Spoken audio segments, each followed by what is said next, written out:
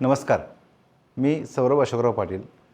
मी आज या व्हिडिओच्या माध्यमातून आपल्याशी एक पालक म्हणून संवाद साधण्यासाठी हा व्हिडिओ बनवत आहे. गेल्या वर्षी ऑस्ट्रेलियन सरकारने कायदा बनवला होता की वयवर्ष 16पेक्षा कमी वयाच्या मुलांना सोशल मीडियाचे अकाउंट वापरून द्यायचे नाहीत त्या संदर्भात.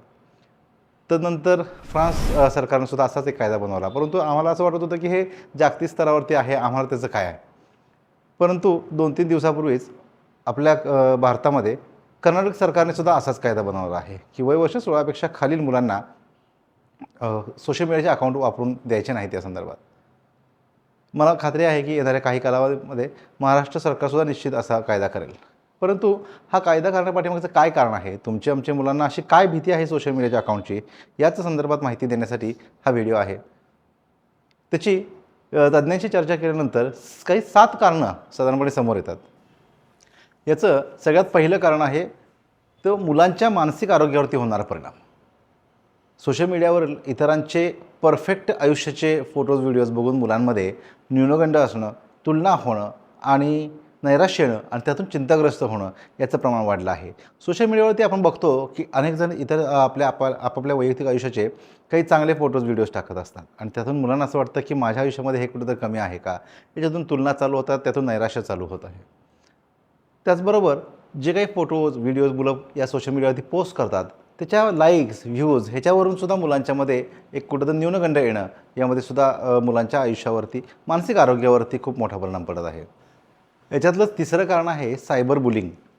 मुलांना सोशल मीडियावरून अपशब्द वापरणारे कमेंट्स येणं, शिवीगाळ करणारे कमेंट्स येणं, धमक्या येणं. कुठलाही फोटो टाकला, व्हिडिओ टाकला असेल, प्रत्येक वेळी सकारात्मकच कमेंट्स येतील असं नाही, तर त्यामधून येणारे अपशब्द वापरणारे काही कमेंट्स असतात. आणि हे किशोरवयीन मुलांचं वय असं असतं की हे पचवण्याची त्यांच्यामध्ये मॅच्युरिटी नसती, ही स्वीकारण्याची त्यांची मॅच्युरिटी नसती आणि परिणामी मुलं मानसिक तणावामध्ये जातात, टेन्शनमध्ये राहतात, नैराश्यामध्ये जातात. त्यामुळं सायबर बुलिंग हे सुद्धा एक महत्त्वाचं कारण, हे सोशल मीडियापासून या किशोरवयीन मुलांना लांब ठेवण्यामध्ये एक महत्त्वाचं कारण मानलं जात आहे. याच्यातलं चौथं कारण आहे सोशल मीडियावरती असणारी चुकीची माहिती आणि धोकादायक कंटेंट. आपण आजकाल बघितलं तर अनेकदा सोशल मीडियाच्या आपल्या स्क्रोलमध्ये काही हिंसेचे व्हिडिओज असतील, अश्लील व्हिडिओज असतील, धोकादायक कंटेंट असतील, ह्याचासुद्धा मुलांमध्ये दूरगामी परिणाम होताना दिसून येत आहे. आपण बघतो आजकालच्या जर का अनेक शाळांमध्ये इयत्ता 7वीतल्या 8वीतल्या मुलांनीसुद्धा एकमेकाच्या आपल्या मित्रांना मारण्याच्या सुपारी देण्यापर्यंतच्या घटना आपल्या आजूबाजूला सुद्धा बघायला मिळाल्या असतील. याचं महत्त्वाचं कारण हे सोशल मीडिया आहे, हे अनेक अभ्यासांवरून लक्षात आलेलं आहे. याच्यातलं एक 5वं कारण आहे ते म्हणजे मुलांचा या सोशल मीडियाच्या अतिवापरामुळे झोपेवरती सुद्धा त्यांचा परिणाम होत आहे. या किशोरवयीन मुलांमध्ये किमानपक्षी 7 ते 8 तास तरी झोप, एक चांगली झोप ही अत्यावश्यक आहे. परंतु या जास्त होणाऱ्या स्क्रीन टाईममुळं मुलांची एकाग्रता भंग पावणं व झोप न लागणं हे आपल्या दैनंदिन आयुष्यामध्ये मुलांमध्ये सुद्धा आपण बघू शकतो. यामध्ये 2 फरक आहेत, स्क्रीन टाईम आणि वॉच टाईम. मुलांचा जास्त स्क्रीन टाईम असणं हे जितकं धोकादायक आहे, त्याचबरोबर मुलांचा वॉच टाईम कमी झालेला आहे. वॉच टाईम म्हणजे काय, तर एखादी गोष्ट जास्त काळ बघणं हे मुलांना आजकाल जमत नाही आहे. उदाहरणार्थ एखादा जर का व्हिडिओ असेल, आपण बघतो आजकाल की हे रील्सचा जो जमाना आहे त्यामध्ये हार्डली 30 सेकंदाचे व्हिडिओज असतात. त्यामुळं त्याच्यापेक्षा सुद्धा जास्त व्हिडिओज बघणं, जास्त काळाच्या व्हिडिओज बघणं हे मुलांना आजकाल जमत नाही आहे. परिणामी पटकन मोबाईल स्क्रीनवर ढकलणं आणि एकच गोष्ट जास्त काळ न बघणं हे मुलांच्यामध्ये वॉच टाईम कमी होणं हे यालाच म्हटलं जातं की याच्यामुळं मुलांची एकाग्रता होताना दिसत नाही. कोणतीही गोष्ट जर का तुम्हाला सखोल अभ्यास करायचा असेल तर मात्र तुम्हाला त्याचा जास्त वेळ एखाद्या गोष्टीसाठी, इवन अनेक चांगले व्हिडिओजसुद्धा आहेत, अभ्यासपूर्ण व्हिडिओज आहेत, पण हे जर का व्हिडिओ अर्धा तासाचे असतील, 15 मिनिटाचे असतील, तरीसुद्धा ते मुलांना बघणं होत नाही. याचाच अर्थ मुलांचा स्क्रीन टाईम वाढतो आहे, परंतु वॉच टाईम मात्र कमी होत आहे आणि हे एकाग्रता होण्यासाठी जास्त धोकादायक आहे.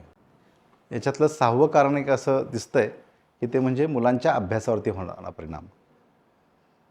मुलांचा प्रोडक्टिव्ह टाईम ज्याला म्हणतो आपण, तो प्रोडक्टिव्ह टाईम हा केवळ सोशल मीडियावरती असेल, मोबाईलवरती असेल, हा जातो आहे. मोबाईल वाईट आहे असं निश्चित माझं म्हणणं नाही आहे. त्याचे खूप चांगले उपयोगसुद्धा आपल्याला करता येऊ शकतात. मोबाईल आजकाल बघितलं, इंटरनेट हे ज्ञानाचं भांडार आहे. परंतु ते कोणतं ज्ञान आपली मुलं वापरत आहेत त्याच्यावरती आपलं लक्ष आहे का, हे अभ्यासासाठी म्हणून फक्त हे सोशल मीडिया किंवा मोबाईलचा वापर करत आहेत का, याच्यावरती पालकांचं सुद्धा लक्ष असणं अतिशय आवश्यक आहे. परंतु दुर्दैवानं एक मोबाईल ही प्रत्येकाची वैयक्तिक प्रॉपर्टी झाल्यामुळं त्याच्यावरती दैनंदिन आयुष्यामध्ये आम्हाला लक्ष ठेवणं हे तितकंसं शक्य होत नाही, हे नाकारता येणार नाही. आणि त्याचाच परिणाम मुलांच्या अभ्यासावरती सुद्धा होताना दिसत आहे. याच पठडीमध्ये 7वं एक कारण असं दिसतं आहे की या किशोरवयीन मुलांचा वापर हा फसवणुकीसंदर्भात, शोषणासंदर्भात सुद्धा केला जात आहे.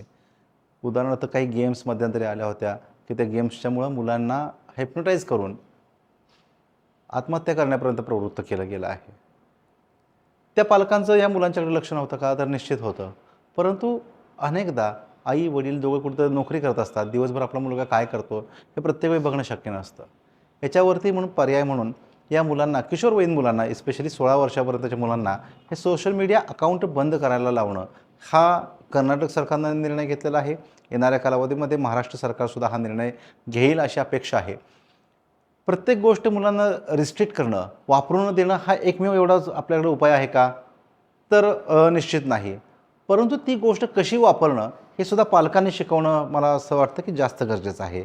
मग त्यासाठी म्हणून आपल्याला जर काही चर्चा करायची असतील तर आम्ही कराडमध्ये सजग पालक मंच नावाने एक मंच चालवत आहोत. त्याचा मोबाईल नंबर मी या ठिकाणी या स्क्रीनवरती देतो आहे. तुम्हाला त्या ग्रुपमध्ये जॉईन व्हायचं असेल तर तुम्ही जॉईन व्हा.